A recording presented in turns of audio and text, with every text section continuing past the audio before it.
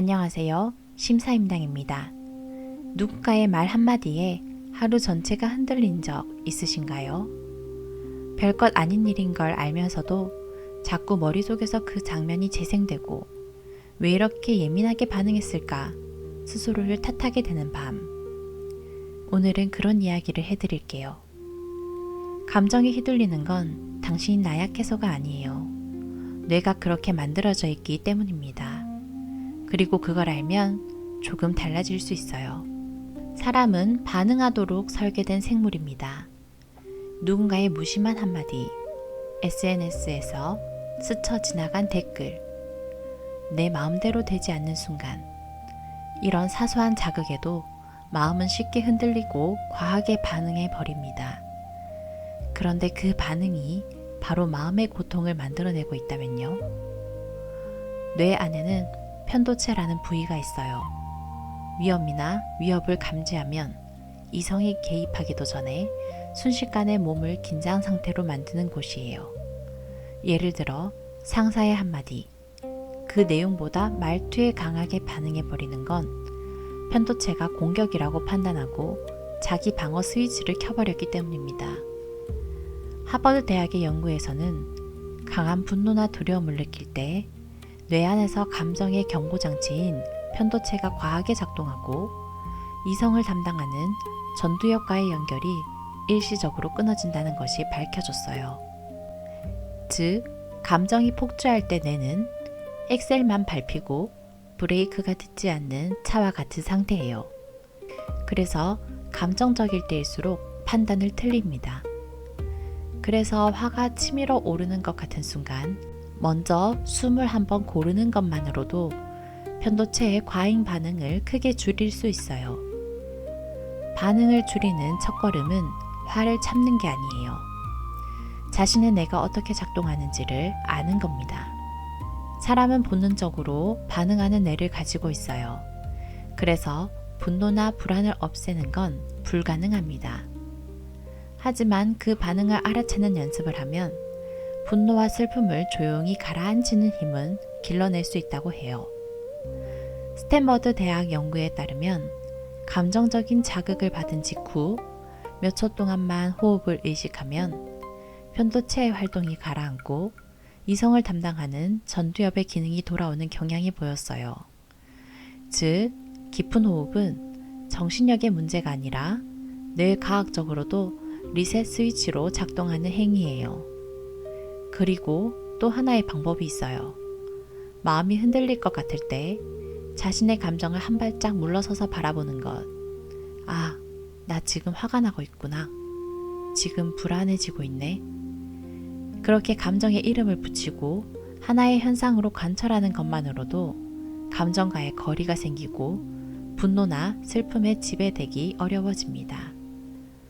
조용한 병원에서 진행된 조사에서 몇 주간 이 연습을 계속한 사람들의 뇌에 냉정함을 유지하는 힘이 길러져 있는 모습이 확인됐어요. 지금 당장 명상을 시작하지 않아도 됩니다. 마음이 흔들리는 순간, 아, 지금 내가 반응하고 있구나 하고 알아채는 것부터가 시작이에요. 말에는 생각보다 훨씬 강한 힘이 있어요. 뇌는 말을 단순한 소리로 처리하지 않아요. 자신이 한 말을 현실로 받아들이는 장치처럼 작동합니다. 감사해요. 미국의 심리학자 로버트 에먼스는 매일 감사한 일을 3가지씩 적는 그룹과 그렇지 않은 그룹을 10주간 비교했어요. 결과는 놀라웠습니다. 감사일기를 쓴 그룹은 행복도가 크게 올랐고 건강 상태까지 개선됐어요. 감사하다고 말하는 건 상대를 위한 매너가 아니에요. 자신의 뇌를 행복한 방향으로 재설정하는 행위입니다. 괜찮아. 긴장되는 순간, 불안한 순간, 스스로에게 조용히 괜찮아 라고 말해보세요. 연구에서 이 한마디가 편도체의 과잉 반응을 억제하고 자율신경의 균형을 되찾는데 실제로 효과가 있다는 게 확인됐어요. 괜찮아는 현실을 보장하는 말이 아니에요. 뇌를 안심 모드로 전환하는 트리거입니다. 기대된다. 스탠퍼드 대학 연구에서 기대된다라는 말을 하는 것만으로도 뇌의 보상 회로가 이미 활성화된다는 것이 밝혀졌어요. 아직 아무 일도 일어나지 않았는데 뇌는 보상 모드로 전환해버립니다. 회색으로 칠하느냐, 밝게 칠하느냐는 자신의 입에 나오는 말에 달려 있어요. 행복도가 높은 사람들은 특별히 좋은 일이 많은 게 아니에요. 그들은 일상 속에서 무의식적으로 조금 다른 행동을 하고 있었습니다. 첫째, 다른 사람을 평가가 아니라 이해하려 합니다. 스탠퍼드 대학의 사회심리학 연구에서는 사람은 다른 사람을 옳다 그르다로 판단할 때마다 뇌의 편도체와 전두엽이 긴장 상태가 되어 스트레스 반응이 일어난다는 게 확인됐어요. 즉, 다른 사람을 비판적으로 볼수록 자신의 뇌가 손상되고 있다는 거예요. 반면 저 사람은 왜 그렇게 생각했을까? 어떤 배경이 있었을까 하고 이해하려고 하는 것만으로 뇌는 안심감과 연결을 만드는 행복 호르몬을 분비하기 쉬워진다고 해요. 다른 사람을 이해하려는 것은 상대를 위한 게 아니에요. 자신의 행복을 지키는 행위이기도 합니다. 둘째, 스마트폰 없이 걷는 시간을 만듭니다.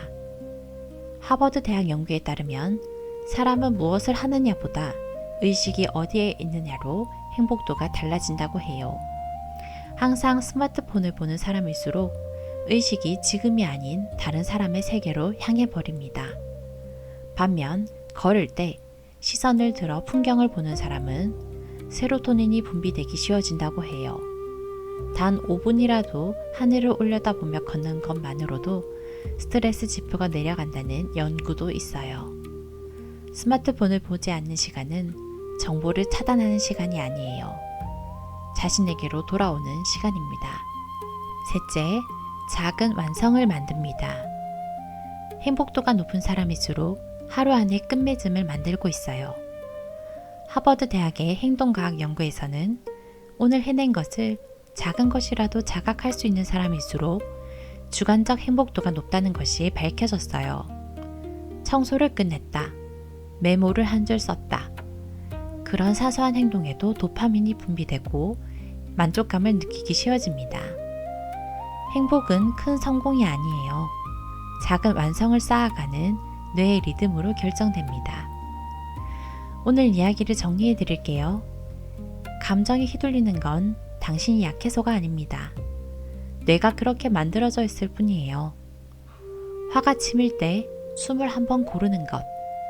감사해요, 괜찮아, 기대된다 는 말을 입에 올리는 것. 다른 사람을 판단보다 이해로 바라보는 것. 잠깐이라도 스마트폰 없이 하늘을 올려다보는 것. 이 작고 조용한 것들이 뇌를 조금씩 바꾸어 갑니다. 오늘 이 목소리가 조금이나마 위로가 됐다면 구독 버튼을 살짝 눌러주세요.